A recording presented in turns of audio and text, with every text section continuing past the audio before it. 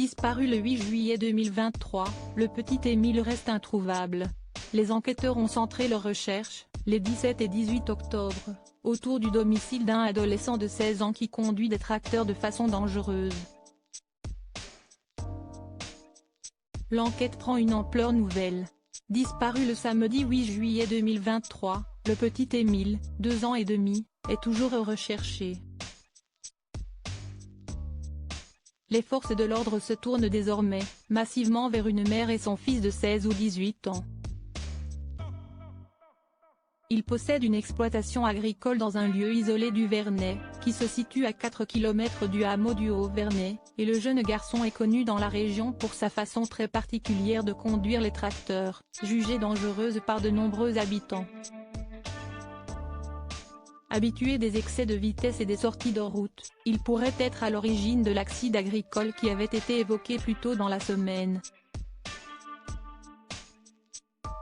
En cette période de l'année, l'adolescent a généralement l'habitude de se rendre sur des terres familiales situées au Haut-Vernet à proximité de la chapelle Saint-Pancrace. Selon le témoignage de sa tante, auprès du journal Le Parisien, il ne s'est toutefois pas déplacé le samedi 8 juillet 2023, jour de la disparition d'Émile. Le fait que les enquêteurs s'intéressent autant à lui montre bien à quel point ils doivent être démunis, assure-t-elle.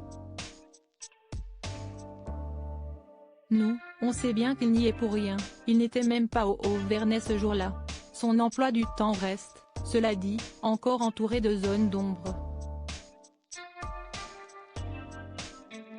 Un doute persiste aux yeux des enquêteurs quant à ses agissements, le 8 juillet entre 16h30 et 17h30, heure où les grands-parents maternels d'Émile ont réalisé qu'il avait disparu.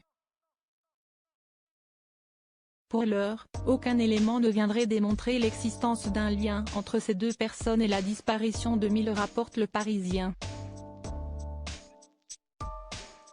Leur domicile a toutefois été au cœur d'une vaste opération de perquisition, les mardis 17 et les mercredis 18 octobre 2023, tout comme un ensemble de 4 maisons, proches les unes des autres à proximité, dans lesquelles vivent plusieurs autres membres de la famille. L'élevage de veaux de la mer a été perquisitionné par les gendarmes de la section de recherche de Marseille et les tracteurs et engins agricoles utilisés par le fils font l'objet de multiples prélèvements génétiques.